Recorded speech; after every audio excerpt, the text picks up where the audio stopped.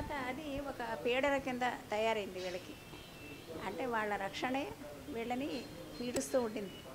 సరే భావ స్వాతంత్రం కావాలనుకున్నారు.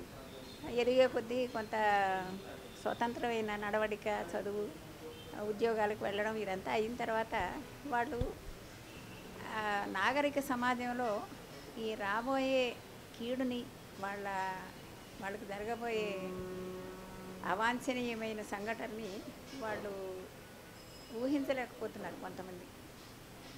లేకుండా మాకు లిబరేషన్ కావాలి అంటోంది ఫెమినిస్ట్ మూమెంట్.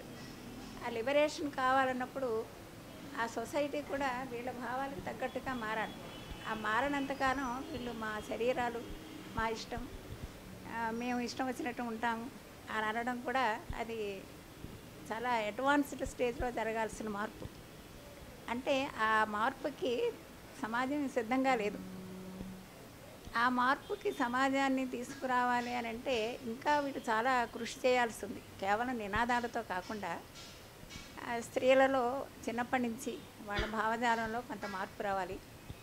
ముఖ్యంగా ఈ దళిత్ మూమెంటు, ఫెమినిస్ట్ మూమెంటు అవి డిఫరెంట్ కావు. కానీ ఎక్కువ అప్పర్ కాస్ట్ డామినేషన్, అప్పుడు పితృస్వామ్యం ఎలాగ డామినేట్ చేసిందో అలాగే అప్పర్ కాస్ట్ భావజాలం కూడా ఈ దళిత్ వీకర్ సెక్షన్స్ విమెన్ని ఇగ్నోర్ చేస్తుంది. అంటే కష్టాలంటే ఏమిటి అని అంటే వీళ్ళకి ఏమిటి, ఇంట్లో నుంచి బయటికి రానివ్వకపోవడం, అంటే తండ్రో లేకపోతే ఎవరో ఇంట్లో కుటుంబం పెత్తనం చెయ్యటం అదే అనుకుంటున్నారు వాళ్ళు. అంతేకాని వాళ్ళ శరీరాన్ని ఎలా కాపాడుకోవాలి, ఏదైనా అపాయం వచ్చినప్పుడు ఎలా ప్రతిఘటించాలి అనేది వీళ్ళు నేర్చుకోలేదు ఇంతవరకు. వాళ్ళ ఫెమినిస్ట్ మూమెంట్లో కూడా ఆ యాంగిల్ లేదు, ఆ ప్రొటెక్టివ్ యాంగిల్ లేదు. దాన్ని ఆలోచించాలి ఇంకా.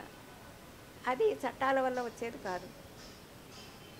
తర్వాత ఈ దళిత్ విమెన్ పట్ల నిర్లక్ష్యం అనేది కూడా కొంత, అంటే ఉద్దేశపూర్వకంగా కాదు కానీ వాళ్ళు టఫ్ అండ్ రఫ్, వాళ్ళకి ఏం జరిగినా పర్వాలేదు, వాళ్ళు సమాజంలో వాళ్ళు ఎలా తిరిగినా కూడా తప్పు కాదు అనే భావజాలం కూడా సొసైటీలో ఉంది.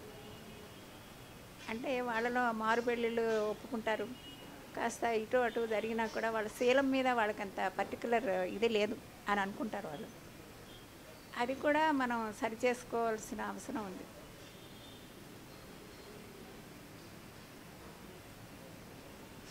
తర్వాత దళిత్ మెన్